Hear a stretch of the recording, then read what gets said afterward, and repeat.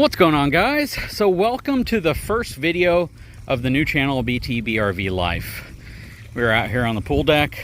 If you guys didn't follow some of the videos we did out here constructing this thing, it was definitely a bit of a journey. But you know, the point of today's video is to talk a little bit about what this channel is going to be all about. So a lot of you guys know that I've tried several different iterations of a second channel. Started off as a BTBRV rants channel, and then it kind of migrated into a channel for my wife. But you know what? It never really found its place. My wife liked creating content for it, but she's so busy that she just doesn't have time to create content on a steady cadence like I'm able to do on my BTBRV channel. So we decided to make this channel. Now, what's the purpose of it? Well, on my BTBRV or Big Truck Big RV channel, a lot of folks didn't care for some of the videos that I posted on homestead stuff we were doing around here. They were really only focused on trucks and RVs because that's essentially what the premise of the channel was all about. We are out here in this absolutely beautiful day, feeling good, recovering well. If you guys didn't see the video I did on my other YouTube channel, Big Truck Big RV, where I was talking about some of the heart issues that I recently had, you should go check that out. But this channel is going to be a little different, you know. I think most people have realized that I have more hobbies than just trucks and RVs, and there's things that I like to talk about. I like to use my Mini X over there. We have a tractor, we have some zero turns, we do a lot of stuff around the property here. We installed a pool with a deck around it. We've replaced things. I mean, just all sorts of homestead type videos, content that I just wasn't able to really put on my other channel. And that other channel requires a ton of editing. So I wanted to make this one a little bit more streamlined, a little easier for me to manage, and one that could let me showcase some of the things that we enjoy doing. And you know, my wife is going to be a big part of this channel as well because she loves to cook. She loves to do designing and things like that. And you know, maybe even some interior design stuff and things that she's doing around the property because she loves flowers and plants. And as you can see, she puts flowers, plants everywhere she can. She is huge with greenery. So yeah, a lot of really cool content coming to this channel, a lot of interesting things, and I'm going to kind of kick this channel off with a very interesting little segue to a project that I've been doing with the mower. So if you've been following Big Truck Big RV, my other main channel, you've probably seen a lot of this gear, a lot of this equipment out here. Toro Z-Master 2000 HDX, this thing has been a beast. The Skag, this Cheetah 2 has been pretty awesome ever since we got some of the initial issues resolved. I got a lot of stuff around here that I really clear out, and once we can eventually build a barn, I think it's going to make a lot of sense to move everything to that so we can have room to do projects. But the Toro has 102.7 hours on it. The Skag has,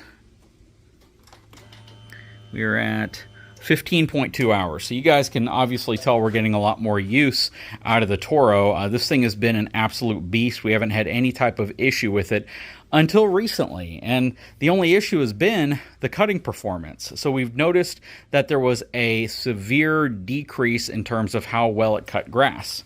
So we decided to go ahead and replace the blades. So check this out. A lot of folks kind of doubt the wear and tear that sandy loam or sand puts on your blades. And at first, before I inspected them, I thought about simply sharpening them if I could get them off or whenever I got them off. But yeah, that's a no-go. This is what a new blade looks like. Check that out. And these are the blades that we pulled off of the Toro. Look at that nice rounded edge. I think a butter knife is a lot sharper than this thing. And, you know, from a mowing perspective, I'm going to probably say probably about 30 hours of the mower has been specifically used for mowing. Again, we use it around here for everything because it has the bucket attachments and all of that stuff on it. We can carry the weed eater with us. But yeah, not a tremendous amount of actual mowing time on it. And you can already see how much wear and tear gets put on these blades. So this is the center blade, and these are the two outer blades. And again, just check that out. That's insane. That is like razor sharp too on the back side of the blade, basically this side. And if you want to see what it looks like new, that's crazy. So yeah, these things wear out really quickly in sand. We try to not specifically mow over sand. Occasionally you have a gopher mound or something that's protruding out of the ground and you end up hitting it. But Sandblasting these blades is pretty much a constant thing when you're mowing out here, and the bottom of the mower deck is probably getting equally as sandblasted. So having a thick commercial mower deck is really important if you want to have any type of longevity in terms of a mower. So yeah, you really don't want to use a standard, run-of-the-mill consumer grade mower on this type of cutting conditions, because these blades start off pretty dang thick, pretty beefy, and you go through them pretty quickly. But let me show you what the actual edge of the blade that we put on the mower looks like. Okay, so here's one of the new blades, and you can see how this back surface right here is already pretty much sanded smooth, and the front surface right here is pretty much sanded smooth. And that's all from just mowing this sandy loam type environment. So it's pretty rough on mowers and blades. For those of you who have been wanting to know how the bad boy's been, this tractor's been absolutely amazing. There was a period of time recently where I was considering upgrading to a 4000 series, and I was going to various dealerships trying to see what the best deal would be, because when I bought this tractor, it's a 2021 model, and it was at the end of 2021 when we got it, so we still got the 21 pricing. 22, these things went up like $4,000 or $5,000 in price. So to get the exact same tractor now, it actually costs you well over $20,000. It's like $22,000 for one of these. But when we got it, this thing was like under $18,000. So it's exactly the same, no changes at all. And the tractor's in mint condition. From an hours perspective, let's see what we got here. We have 43.2 hours on it, and it's been flawless. We've had absolutely no problems with it, other than the fact that I would like additional lifting capacity, because we lift some heavy stuff that is kind of limited. I would like some more horsepower too. That ability for you to drive into a pile is kind of limited on this, but I think when you compare this to its direct competition from either Kubota or John Deere, this one comes out on top in terms of lifting capacity, in terms of power, everything, when you are looking at like a 25 or 24.5 horsepower motor. But this thing's been great. And again, I did try to trade it in, but I just wasn't going to get enough. I'd have to pay like another 10 grand or more on top of what we were going to get on this for me to get a one size up tractor. So, in the future, we may end up getting a different one. We may end up going to a larger tractor, but for now, this thing's working well for what we need it for. But again, I would like it to be slightly larger in terms of capacity, because I think that's my limiting factor here. And I would like to get one where the ROPS will fold all the way down, because this one doesn't. And I've actually considered removing it because I really don't use it, because we don't have any really steep inclines or things that could cause this thing to roll over. But then, the first time you do something like that, something's going to happen and you're going to wish you had it. But yeah, this thing's been a pretty dang reliable, actually very dang reliable tractor out here on the property, and we've had a lot of fun with it. And then finally, the excavator. Now, before I talk about that, I have the truck here, and I've mentioned this on the channel before.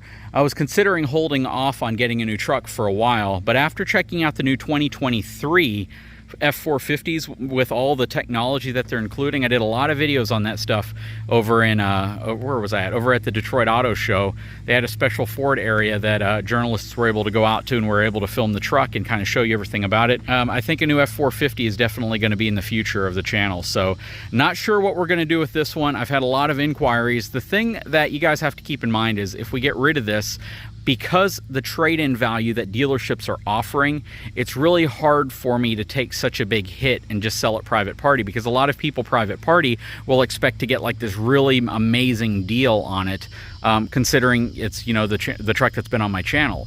That said, though, the reality is if a dealership's willing to give me like 85 grand for my truck, even up to $89,000 for the truck, that's probably the smarter way to go, unless I can find a subscriber or a viewer who's willing to actually, pay that type of premium for this. But the reality at the same time, though, is there's some nostalgia with this truck, right? And there's a lot that I've done to this truck. It's a very personalized truck. I've owned it for a while, so some folks may actually be interested in this thing, and they're willing to pay far more than that just because it was featured on the channel for so long. If you're one of those people and you want to pay a lot more for a truck than possibly, finding another one, this might be something that you're interested in. Let me know. But, from another piece of equipment perspective, You know, we are constantly working this excavator, whether it's just basic stuff around the yard, doing little things, mainly moving heavy objects, using it as kind of a crane, or just crushing down all the stuff that we're constantly loading into the dump trailer. Yeah, we've definitely got some use out of this thing. I recently swapped from my 12-inch bucket to my 36-inch because we're gonna be doing some clearing pretty soon. But yeah, it's always being used crushing stuff here at the property. Have a lot of boxes, have a lot of stuff that we throw in here.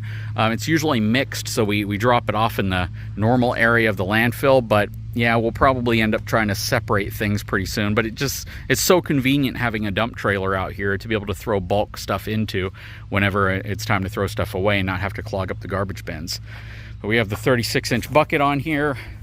Butter bar, that thing has been absolutely phenomenal. It has been just perfect for what we've needed it for. I'll be unbolting it here soon so I can actually have teeth on the front of the 36-inch bucket, because that's going to be what's needed. But the John Deere's been great. You know, I made a video recently on Big Truck Big RV where I talked about how it's a little under horsepower spec and there are some other little things. But you know, now that I've actually had a chance to even use it more and we've had an opportunity to move some dirt around, I had to fill some sandbags before, you know, having this on site has just been absolutely amazing, and it is more than what we would ever need it for. So it's definitely, I guess the best way of saying it, more tractor than we need, but it's been really, really awesome and super reliable, and having air conditioning in that cab is absolutely fantastic. But yeah, that's it. Just wanted to give you guys a quick update. You know, this channel is going to be a very interesting channel because it's going to give me a lot more creative freedom in terms of the type of content that's not truck and RV related that I think you guys might like and enjoy. You know, if you just want to kind of follow what's going on at the BTBRV homestead, you want to see some of the projects we do, alternative stuff that may not be directly associated with the stuff my other channel is, this is the channel you might want to check out. My wife's going to be on this channel. She's going to be cooking. She's going to be showing you stuff that she likes to review that may, again, not be directly associated to RV life or truck life, but it's still going to be stuff that I think some folks may be interested in, because we're always going to give you our honest opinion on things. Always. Never going to sugarcoat it. Even if we have sponsored segments, the sponsors all know that we do not sugarcoat stuff. I think my sponsors at eTrailer for my other channel, they're very clear of that because they send stuff out all the time and they want honest feedback. And I think that's what the key is. Anyways, I sure hope you enjoyed this video. You know, I'm probably going to say the same thing when I start videos, the same thing when I end videos, because, you know, that's what Big Truck Big RV is all about. And I want to give you that same feel, but just with different content. So again, if you haven't had a chance, please take a moment, subscribe to this new channel. Let me know what you think. Let me know what type of content excites you that is not directly related to stuff on Big Truck Big RV, and we'll try to get it on here. Guys, if you haven't had a chance, please take a moment, subscribe to this new channel, BTBRV Life. We love making these videos. It's going to be really cool to see how this channel progresses. We'll talk to you again very soon.